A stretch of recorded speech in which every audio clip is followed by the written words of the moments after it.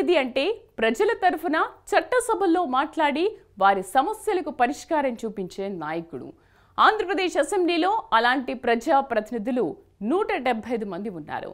మరి వారిలో ఎంతమంది నిజంగా ప్రజల పక్షాన నిలబడ్డారు, ఎంతమంది తమకు ఓటు వేసి గెలిపించిన వారి కష్టాలను తీర్చారు, ఎంతమంది తాము గత ఎన్నికల్లో ఇచ్చిన హామీలను నిజాయితీగా అమలు చేశారు, అసలు ప్రజాప్రతినిధుల పనితీరుపై ప్రజలు ఏమనుకుంటున్నారు, గత 5 ఏళ్ల పాలన నేపథ్యంలో వారి ఎమ్మెల్యేకు ఎన్ని మార్కులు వేస్తారు, ఇలాంటి అంశాలను క్రోడీకరిస్తూ ఎన్నికల ముంగిట స్వతంత్ర టీవీ మీ ఎమ్మెల్యే హిట్టా ఫటా అనే ప్రత్యేక కార్యక్రమాన్ని తీసుకొచ్చింది. మరింకెందుకు ఆలస్యం, ఎపిసోడ్లోకి వెళ్ళిపోదామా?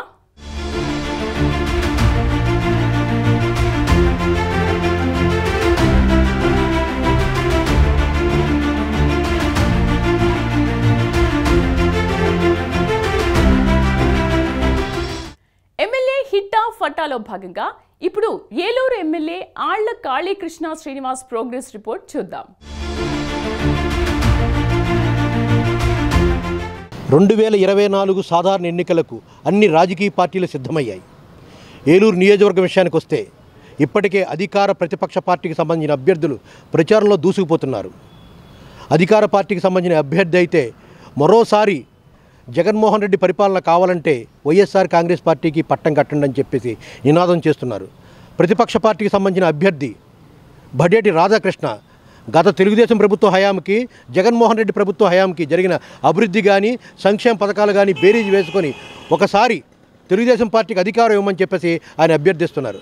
అయితే ప్రజలు ఏమనుకుంటున్నారు, వచ్చే ఎన్నికల్లో ఏ పార్టీకి పట్టం కడతారో ఒకసారి చూసొద్దాం. ఉమ్మడి పశ్చిమ గోదావరి జిల్లాలో అత్యంత కీలకమైన నియోజకవర్గం ఏలూరు. రాజకీయంగా ఎంతో చైతన్యం కలిగిన ఈ నియోజకవర్గంలో ఒకసారి ఎమ్మెల్యేగా ఎన్నికైన వారు మరోసారి గెలవడం అసాధ్యమన్న పేరుండేది. అలాంటి మాటను చెరిపివేసిన ఘనత ఎమ్మెల్యే ఆళ్ల కాళీకృష్ణ శ్రీనివాస్దేనని చెప్పాలి. వైఎస్ రాజశేఖరరెడ్డి హవా కొనసాగిన సమయంలో 2004, 2009లో వరుసగా 2 సార్లు ఏలూరు ఎమ్మెల్యేగా గెలుపొందారు. అనంతరం 2014లో ఓటమి పాలైన 2019 ఎన్నికల్లో మాత్రం మరోసారి విజయం సాధించారు. అంతేనా, సీఎం జగన్ తొలి కేబినెట్లో చోటు దక్కించుకోవడమే కాదు, ఏకంగా ఉప ముఖ్యమంత్రి పీఠాన్ని అధిరోహించారు ఎమ్మెల్యే ఆళ్ల నాని. ఏలూరులో పనితీరు అయితే ఎమ్మెల్యే గారు బాగానే ఉందండి. ఎమ్మెల్యే గారి వరకు కాకుండా రాష్ట్ర వ్యాప్తంగా చూసుకుంటే కొంచెం ధరలు అవి మాత్రం పెరిగినాయి అంటున్నారు అందరూ. చేతి పనులు కొద్దిగా ఇబ్బందిగా ఉంటుంది. ఆ ధరలు తగ్గే విధానం కానీ ప్రశాంతంగా ఉండే విధానం కానీ కావాలి. కరోనా టైంలో ఈ పథకాలు అవి కూడా చాలా సహాయపడినాయండి. ఈ కొన్ని పథకాలు ఇస్తున్నారు కానీ కొంతమందికి అందుతున్నాయి, కొంతమందికి అందట్లేదు అంటున్నారు. కొంతమంది టయానికి అందట్లేదని అంటున్నారు. పథకాలు మాత్రం సంతృప్తిగానే ఉన్నాయి కానీ ఏంటంటే అందించేవాళ్ళు కూడా వాలంటీర్ల వ్యవస్థ అయితే బాగుంది, దాంట్లో అనుమానం లేదు. స్థానిక ఎమ్మెల్యే పనితీరు ఎలా ఉంది, అందుబాటులో ఉన్నారు మీకు? ఆయన బాగానే ఉందండి. మరి కొత్త ఆయన వస్తే ఎలా ఉంటుందో అనేది నమ్మకం తెలియదు. ఆడ బ్రదర్ కూడా ఇదివరకు పరిపాలించిన ఆయన ఎమ్మెల్యేగా, ఈయన మాత్రం ప్రస్తుతం ఎమ్మెల్యే బాగానే ఉన్నది. అంటే చాలామంది గతంలో కన్నా అభివృద్ధి చాలా కుంటుపడిపోయింది, రోడ్లు వేయలేదని చెప్పి అంటున్నారు, దానికి ఏమంటారు?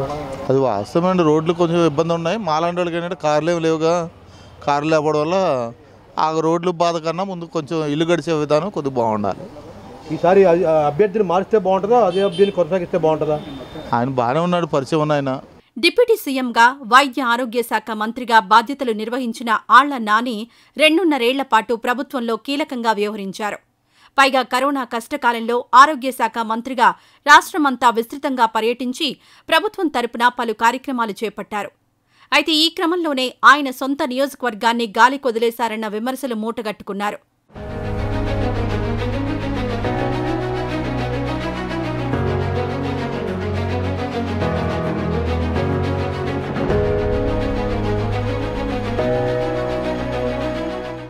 మంత్రివర్గ పునర్వ్యవస్థీకరణలో భాగంగా మంత్రివర్గంలో చోటు కోల్పోయారు ఆళ్ల నాని. అయితే ఆ తర్వాత ఆయన వ్యవహార శైలి పూర్తిగా మారిపోయిందన్న వాదన బలంగా వినిపిస్తోంది.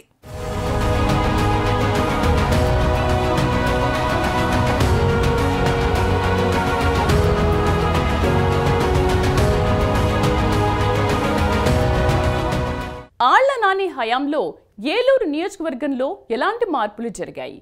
నగరంలో రోడ్ల పరిస్థితి అత్యంత దారుణంగా ఉన్నా ఎమ్మెల్యే పట్టించుకోలేదన్న విమర్శల్లో వాస్తవం ఎంత? అసలు తనకు నచ్చిన వాళ్లకే పదవులు కట్టబెడుతూ ఒక నియంతలా నాని వ్యవహరిస్తున్నారన్న విమర్శల్లో వాస్తవం ఎంత? ఉప ముఖ్యమంత్రిగా వైద్య ఆరోగ్య శాఖ మంత్రిగా బాధ్యతలు నిర్వహించిన ఆళ్ల నాని ఆ స్థాయిలో ఏలూరును అభివృద్ధి చేశారా అంటే లేదన్న అభిప్రాయం సర్వత్రా వ్యక్తమవుతోంది. సీఎం జగన్ అమలు చేస్తున్న సంక్షేమ పథకాలు తప్పించి నియోజకవర్గంలో గతంలో పరిస్థితి ఎలా ఉందో ఇప్పుడు అలానే ఉందన్న విమర్శలున్నాయి. ప్రధానంగా ప్రజలకు ఎమ్మెల్యే అందుబాటులో ఉండరన్న పేరుంది. అంతేకాదు ఇంటి వద్దే అధికారులతో సమీక్షా సమావేశాలు నిర్వహించే ఎమ్మెల్యే నాని అవి క్షేత్రస్థాయిలో ప్రజలకు చేరుతున్నాయా లేదా అన్నది పట్టించుకోరన్న పేరుంది. ప్రతి నియోజకవర్గ అభివృద్ధి సంబంధించింది మాత్రం ఎక్కడ వేసిన గొంగర ఎక్కడైనా సందంగా కనిపిస్తూ ఉంది. ప్రధానంగా ఏలూరులో ట్రాఫిక్ సమస్య పరిష్కారం లేదు. తమ్మిలేరుకి రక్షణ గోడ కింద రిటైనింగ్ వాల్ నిర్మించాలనేది అన్న అక్కడక్కడ పునాదులు వేసి ఒక 100 మీటర్ల కట్టుదలే తప్పితే ఇప్పటికీ పూర్తి అవ్వలేదు. దాదాపు దశాబ్దాల కాలం గడుస్తూ ఉంది. డంపింగ్ యార్డ్లో ఊరి మధ్యన ఏర్పడ్డాయి, చివరికి తరలిస్తానో తరలించలేదు. అలాగే కృష్ణా కెనాల్ మొత్తం డంపింగ్ యార్డ్లోకి తలపిస్తూ ఉంది. ఆ కృష్ణా కెనాల్ ద్వారానే పంపుల చెరువుకు వాటర్ సప్లై అవుతుంది. కానీ అదంతా చెత్తా చెదారంతో నిండిపోతుంది. దాన్ని రక్షణ తీసుకునే చర్యలు కూడా కనపట్లేదు. అందుకని ప్రత్యేకించి మురికివాడ ప్రాంతాల్లో స్లమ్ ఏరియాల్లో ఒక ప్రణాళికబద్ధంగా నియోజకవర్గం అభివృద్ధి చేయడం అనేది అక్కడ కూడా కనిపించట్లేదు. ఏదో రాష్ట్ర ప్రభుత్వం ఇస్తున్నట్టు కొన్ని సంక్షేమ పథకాలు అంటే అమ్మఒడి గాని ఇట్లాంటి పథకాలు రావడం తప్పితే ఏమీ లేదు. ప్రత్యేకించి నియోజకవర్గంగా ఇక్కడ టౌన్లో జనాభా పెరుగుతూ ఉంది. విలీన గ్రామాలు కూడా ఇందులో యాడ్ అయ్యాక ఇంకా జనాభా పెరిగిన జనాభాకు అనుగుణంగా ఎక్కడ అభివృద్ధి కనపట్లేదు. ఈ కాలంలో జరిగినటువంటి ఉపాధి రహిత అంటే ఒక 5,000 మందికి ఉపాధి కల్పించి జూట్ మిల్లు మూతపడిపోతే ఎమ్మెల్యే గారు పట్టించుకున్న పరిస్థితి లేదు. కనీసం అట్లాంటి చిన్న పరిశ్రమలు తీసుకొచ్చే ప్రయత్నం కూడా జరగలేదు. ఎంత చూసినా నియోజకవర్గంలో మాత్రం అభివృద్ధి నోచుకోలేదు. ఎమ్మెల్యే గారి పనితీరు మాత్రం ఎక్కడేసిన వంకరక్కడ ఉన్నట్టుగా మేము అభిప్రాయపడతాం. వచ్చే ఎన్నికల్లో ఆయన మరోసారి విజయం సాధిస్తారంటారా? అది కష్టమండి. ఇదే పని ఉంటే ఎందుకు గెలిపించాల్సి ఉంటుంది? వైసీపీ సర్కార్ అధికారంలోకి వచ్చినప్పటి నుంచి రోడ్ల సమస్య ప్రధానంగా ఏలూరులో కనిపిస్తోంది. రోజురోజుకు రహదారుల పరిస్థితి అధ్వానంగా మారుతున్నా 5 ఏళ్ల పాటు ఎమ్మెల్యే పట్టించుకోలేదన్న విమర్శలున్నాయి. పైగా వ్యక్తిగత పనుల కోసం నానిని కలిసేందుకు సామాన్య ప్రజలు ఎవరైనా క్యాంపు కార్యాలయానికి వెళ్లినా 1కి 10 సార్లు తిరిగినా పనులు జరగవన్న మాట గట్టిగా వినిపిస్తోంది. అంతేకాదు తన చుట్టూ ఓ కోటరీని ఏర్పాటు చేసుకుని పరిపాలన సాగిస్తూ తనకు నచ్చిన వాళ్లకే పదవులు కట్టపెడుతున్నారన్న ఆరోపణలు ఎమ్మెల్యే ఆళ్ల నానిపై బలంగా వినిపిస్తున్నాయి. వైఎస్ఆర్సీపీ వచ్చిన తర్వాత ఏలూరులోని ఆళ్ల నాని గారు గెలిచిన తర్వాత 5 ఏళ్ల నుంచి చూస్తుంటే కనుక ఎటువంటి అభివృద్ధి కార్యక్రమాలు అనేవి అంతగా జరగలేదని నా ఉద్దేశం.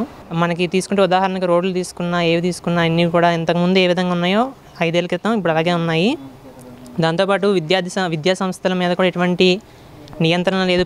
అది ప్రైవేట్ కావచ్చు, ప్రభుత్వాల విద్యా సంస్థలైనా సరే అభివృద్ధి చేసే విషయంలో కూడా ఎటువంటి ముందడుగు కూడా వేయలేదని నా ఉద్దేశం.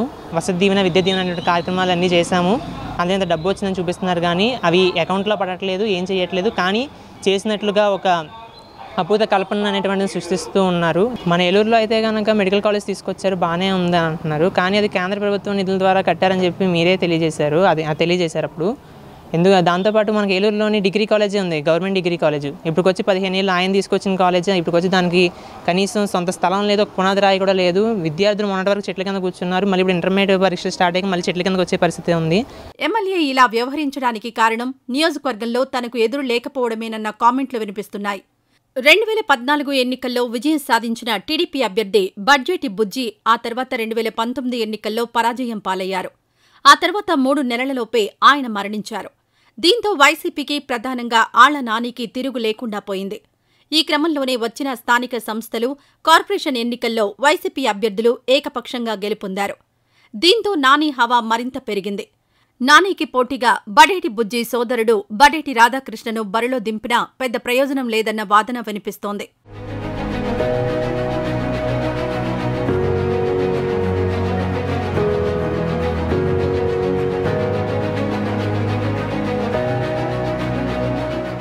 మరో ముఖ్యమైన అంశం 3 దశాబ్దాలుగా రాజకీయాల్లో ఉన్న అవినీతి మరక అంటకుండా జాగ్రత్త పడ్డారు ఆళ్ల నాని. అలాగే శాంతి భద్రతల విషయంలోనూ ఎలాంటి పక్షపాతం లేకుండా మన భేదం చూడకుండా వ్యవహరించడం ఆయనకు ప్లస్ పాయింట్గా మారింది.